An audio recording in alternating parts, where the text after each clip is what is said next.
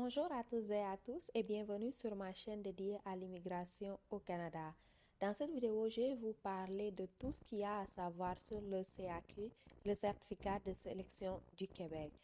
Je ne vais pas faire une demande de CAQ pour cette vidéo vu que j'en avais déjà fait auparavant. Donc, je vous mettrai le lien de cette vidéo-là sous la barre de description, comme ça vous pourrez l'utiliser comme référence.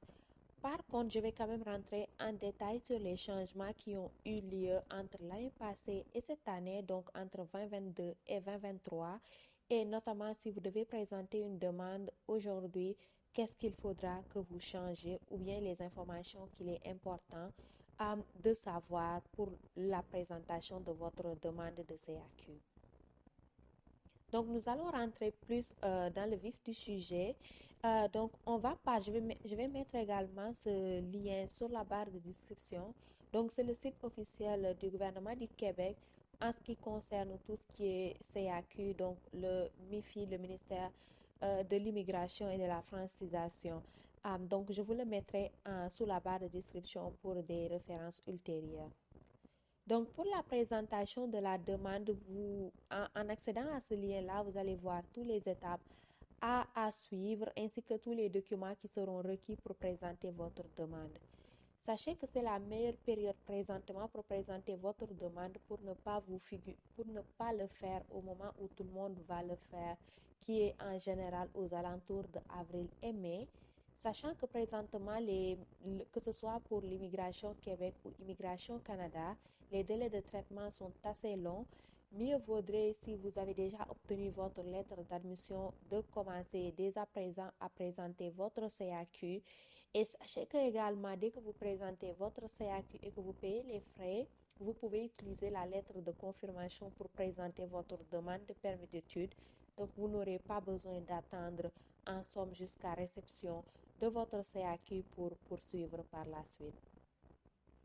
Donc, en termes de la préparation de votre demande, sachez que pour faire le CAQ, il faut absolument le faire en ligne. Donc, il vous faut une adresse courriel. Donc, pour présenter votre demande, les documents que vous aurez besoin sont votre passeport, la lettre d'admission de votre établissement, donc au Québec. Que ce soit une lettre d'admission conditionnelle ou définitive, ça revient à la même chose. Donc, il n'y aura pas de problème si jamais vous avez une lettre d'admission conditionnelle. Mais sachez que cette lettre-là est obligatoire, donc la lettre officielle. Et si jamais vous avez aussi une offre de bourse, vous pouvez le joindre, mais tout ce qui est capacité financière en général, ce n'est pas exigé. Aussi, un autre document qui est important à avoir, dépendamment de là où vous vivez, c'est le montant des frais de scolarité. Normalement, sur votre lettre d'offre d'admission, ça figure dessus. Au pire des cas, si vous ne l'avez pas, vous pouvez vous connecter directement, que ce soit sur le site du Cégep ou bien même sur le site de l'université. Comme ça, vous pouvez faire un imprimé écran et l'utiliser comme preuve de référence vu que ça vient d'un site officiel de l'établissement. Donc, à ce niveau, il n'y aura pas de problème également. La dernière chose dont vous aurez besoin en fait pour présenter votre CAQ, c'est une carte de crédit ou carte bancaire communément appelée. Donc, si vous avez une carte Visa, Mastercard, American Express ou même les cartes bancaires prépayées, tant que vous pouvez l'utiliser pour payer les frais en ligne, c'est juste la seule chose qu'il vous faut parce que malheureusement, vous ne pouvez pas utiliser un autre service, par exemple Western Union, pour payer pour les frais du CAQ. Donc, vous pouvez, au pire des cas, si vous n'avez pas une carte bancaire, acheter une carte prépayée pour pouvoir payer les frais de scolarité par la suite. Les frais de la demande d'admission, en fait, de la demande du CAQ plutôt. Autre chose aussi que vous auriez besoin éventuellement, si jamais par exemple vous aviez fait une demande dans les années passées que vous aviez peut-être eu à l'époque, le CAQ, si vous avez le document, vous pouvez le garder en main et le soumettre éventuellement. Si vous ne l'avez pas, ce n'est pas bien grave, il n'y aura pas de problème à ce niveau. Aussi, une autre information qui est capitale à avoir, c'est les coordonnées de la personne, de votre garant. En général, également, c'est dépendamment de l'endroit où vous résidez. Parfois, c'est pas obligatoire. Par exemple, la majorité des pays africains, vous n'aurez pas besoin de fournir cette information-là, mais quand même, comme c'est écrit sur le site, on va juste passer à travers. Mais pour la preuve de capacité financière, il faut les informations coordonnées de votre garant. Et enfin, les coordonnées si jamais vous passez par un représentant, un consultant en immigration qui est autorisé. Donc, s'il n'est pas autorisé, Immigration Québec ne le reconnaît pas. Maintenant, pour présenter votre demande de CAQ, il faut juste cliquer sur le lien en fait pour présenter votre demande de sélection temporaire pour les études. Donc, la demande se fait assez rapidement. Le site est quand même resté assez semblable. Donc, j'avais déjà fait une vidéo là-dessus, comme je vous l'ai dit tantôt. Donc, vous pouvez le regarder, le visionner. Si jamais il y a des changements peut-être au cours de l'année, il se peut que je fasse une nouvelle vidéo sur comment présenter votre CAQ, mais à date, il n'y a pas de changement sur la façon de le présenter. Donc, vous pouvez vous baser de cette vidéo-là pour pouvoir faire cette étape. Donc, dès que vous finirez de faire en fait, de présenter votre demande et que vous payez les frais qui sont liés à la demande de traitement du CAQ, vous allez recevoir un numéro de dossier sous 48 heures en fait, après que tout sera fait, donc paiement, etc. Donc, vous aurez besoin par la suite de ce numéro de dossier-là pour transmettre tous les documents qui vous seront exigés. Même si sur le site officiel, ça va vous dire que peut-être certains documents sont exigés, tant que vous n'aurez pas répondu aux questions liées au formulaire, en fait, vous n'aurez pas en façon définitive, en fait, tous les documents dont vous aurez besoin en fin de compte. Donc, il faut absolument que vous fassiez la demande, le finir pour savoir effectivement quel document l'Immigration Québec vous exige pour le traitement de votre demande de CAQ. Mais par la suite, donc, pour les documents à transmettre, vous allez recevoir sur votre adresse électronique sous 48 heures un lien pour Arima pour transmettre tous les documents qui vous seront exigés. Donc, dès que vous avez votre numéro de confirmation de la demande de CAQ, vérifiez fréquemment votre adresse courriel. Vérifiez également les spams si jamais vous ne les recevez pas sous 48 heures. Comme ça, si jamais vous le recevez, vous pouvez poursuivre à l'étape qui suit. Donc, normalement, on a déjà passé à la demande. Donc, je vais vous montrer à quoi ressemble Arima. Donc, ça, c'est plus les documents à transmettre plutôt en avant. Donc, en général, comme je vous l'ai dit tantôt, c'est le passeport qui est exigé, la lettre d'admission et les preuves de capacité financière. Sachez tout de même, pour la preuve de capacité financière, ça dépend en fait de l'endroit dans lequel vous vivez, comme on peut le voir ici. Donc, ça concerne juste les personnes qui résident présentement en Autriche, au Canada, aux États-Unis, en France, au Groenland, à Hong Kong, à l'île de la Réunion, à Monaco, au Mexique et à Saint-Pierre et Miquelon. Donc, c'est les seuls endroits où, si vous résidez dans ces pays-là, vous avez obligatoirement besoin de fournir la preuve de capacité financière lorsque vous présentez votre demande de CAQ. Donc, partout ailleurs, vous n'avez pas besoin de fournir des preuves liées à votre garant, liées à votre capacité financière. Si vous avez la preuve pour les frais de scolarité, donc le tuition fees, vous pouvez l'acheter. Ça va rien changer de toute façon, mais vous pouvez l'acheter quand même si c'est inclus sur votre lettre d'admission ou si vous l'avez tout de même. Donc, en général, c'est ça en fait c'est le pays en fait de résidence que vous devez figurer pour savoir si jamais vous avez besoin de prouver votre capacité de preuve financière lors de la demande du CAQ ou non.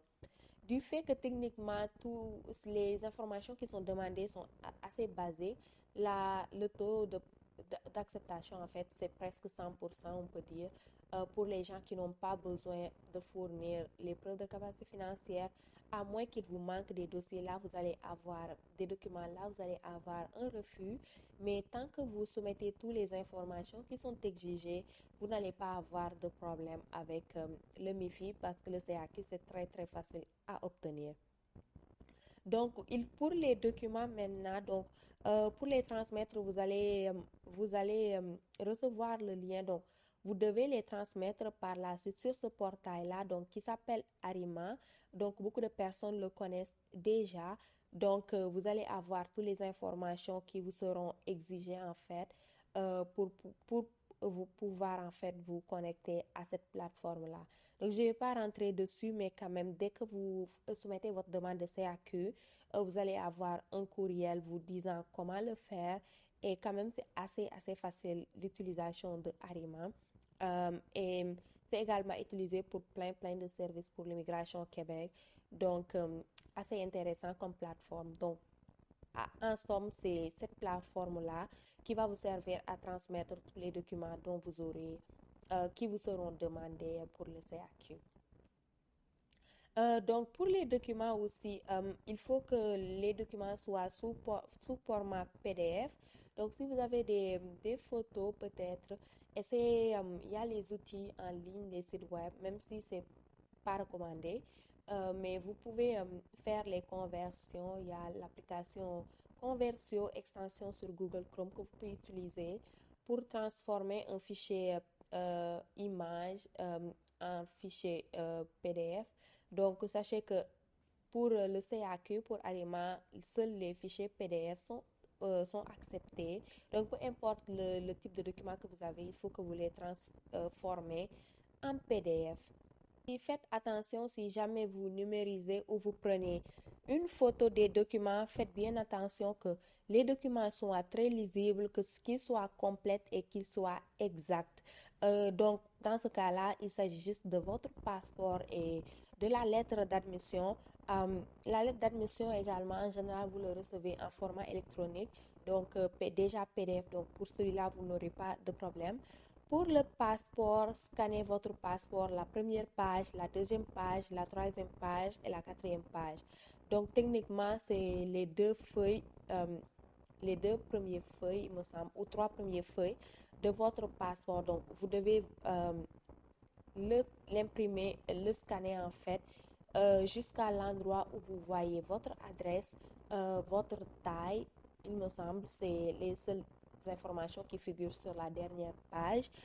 Par contre, si jamais vous avez des visas sur votre passeport, vous pouvez les scanner aussi. Scanner toutes les pages qui contiennent des visas sur votre passeport. Ça va vous servir. Aussi, une autre information que je voulais vous donner, donc, si jamais votre passeport est assez ancien, mieux vaut le renouveler avant de procéder que ce soit pour le CAQ ou au permis d'études, parce qu'en fait, ils ne peuvent pas vous donner une acceptation, que ce soit pour le CAQ ou pour le permis d'études, qui est supérieure à la durée de validité de votre passeport. Donc, supposons votre programme est de 3 ans, vous faites un bachelor au Canada. Là, votre passeport doit expirer dans 2 ans. Votre CAQ va être valide que pour 2 ans. Votre permis d'études va être valide que pour 2 ans, même si vous venez étudier au Canada pour 3 ans. Donc, ce qui va se passer, c'est que par la suite, dans 2 ans, il vous faudra faire un renouvellement de passeport, de CAQ, de permis d'études, et ça peut être long, surtout si vous n'avez pas de temps. Donc, mieux vaut faire un renouvellement avant d'entamer les procédures. Donc, ça, c'est un conseil que je voulais vous donner pour avant de demander votre CAQ ou votre permis d'études. Donc, en général, c'est les informations en fait capitales pour en ce qui a trait à la demande de CAQ. Donc, prenez-vous-y à l'avance le plus tôt possible avant que le rush ne commence. Parce que ça va passer très vite. Maintenant, si on parle peut-être des frais de traitement ainsi que du durée de traitement, donc, cette année, ils ont ajusté le montant au lieu de 120 dollars pour la demande. Maintenant, c'est passé à 124 dollars. Donc, à partir de cette année, les frais, c'est de 124 dollars. Donc, ils doivent être payés en entier en dollars canadiens par vous ou par une autre personne. Donc, le propriétaire de la carte bancaire que vous allez utiliser n'importe peu tant que c'est fait en votre nom. Donc, il n'y a pas de problème pour eux, mais il faut absolument que le montant soit débité en entier. Et de toute façon, comme c'est un paiement bancaire en ligne, vous ne pouvez que le payer en entier. Donc, il n'y a pas de problème à ce niveau aussi. Donc, sachez tout de même que les frais ne sont pas remboursables même si votre demande est refusée. Comme je vous l'ai dit tantôt, quand même, c'est très très rare d'avoir un refus, à moins vraiment que vous ne soumettiez pas les documents qui vous sont demandés à temps ou bien qu'il y a des informations manquantes. Par exemple, on vous demande les 4 premières pages de votre passeport et que vous ne photographiez ou ne scannez que la première page, là, vous pouvez avoir un problème et vous faire refuser. Mais même si vous faites refuser, sachez qu'il est possible de refaire une autre demande. Vous allez payer à nouveau les $124, mais quand même, euh, vous pouvez refaire la demande si jamais.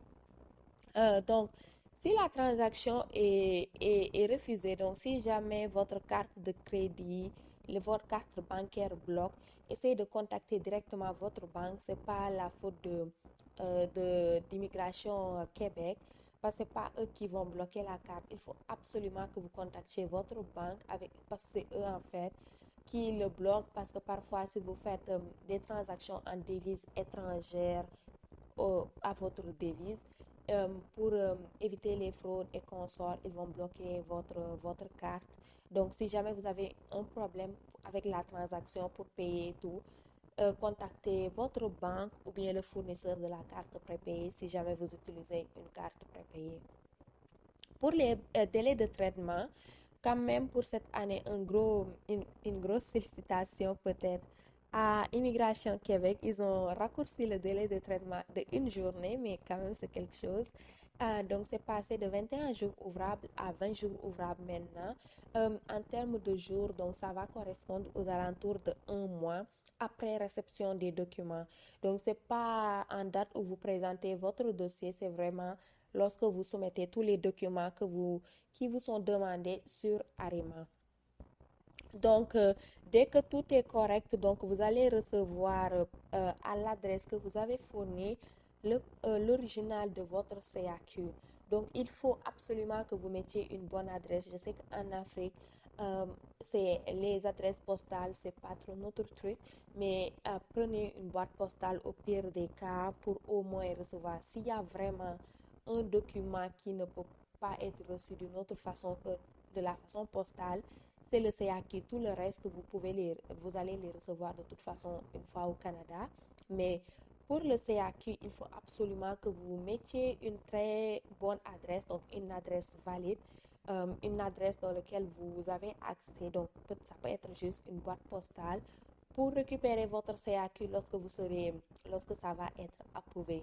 Donc, si jamais vous mettiez une mauvaise adresse, ça va dépendre en fait de l'agent qui va recevoir votre requête, mais il se peut qu'il vous demande de refaire une autre demande.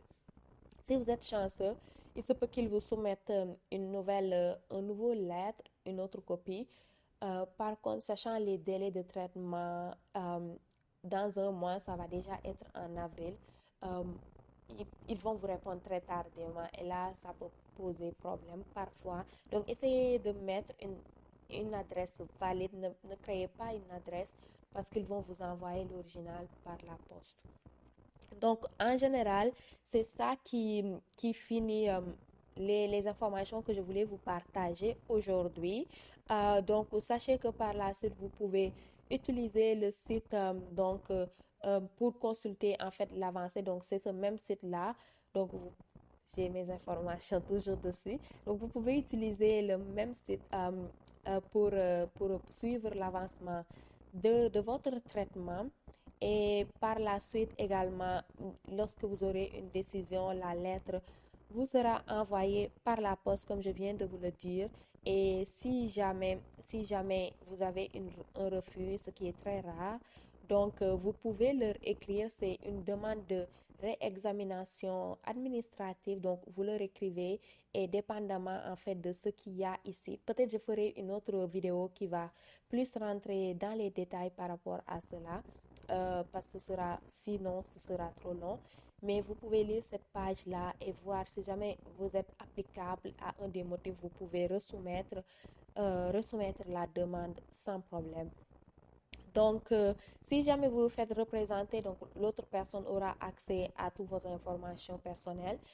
Mais de préférence, je vous recommande quand même que l'adresse que vous allez fournir soit votre adresse personnelle. Si jamais vous avez des problèmes avec cette personne-là, pour ne pas être en mal, mieux vaut tout faire pour que l'adresse électronique ainsi que l'adresse d'envoi soit votre adresse à vous. C'est ça qu'il fallait noter. Je pense que c'est les choses les plus importantes à ce niveau. Peut-être je vais juste repasser sur les documents à fournir. Donc, encore une fois, c'est la lettre d'admission ainsi que votre passeport. La lettre d'admission, il n'y aura pas de problème. Toutes les informations que vous aurez besoin seront écrites dessus. Et techniquement, même lorsque vous allez présenter votre document, c'est cette lettre-là que vous devez utiliser pour vérifier en fait le code de votre programme, le nom de votre programme, le nombre de crédits, entre autres, parce que il y a des établissements désignés et des établissements non désignés. Pour les CAQ, il faut absolument que l'établissement que vous voulez fréquenter fasse partie des établissements désignés pour pouvoir avoir votre CAQ. Donc, c'est pour cette raison, mieux vaut utiliser la lettre d'admission que vous allez obtenir pour remplir tout ce qui est lié à votre établissement d'enseignement. Et en ce qui concerne le reste, juste vos informations personnelles, votre passeport, ça va le faire. Donc, en général, donc là, et définitivement, je vais finir cette vidéo sur cette note-là. Donc, n'hésitez pas à mettre vos questions en commentaire si jamais vous en avez.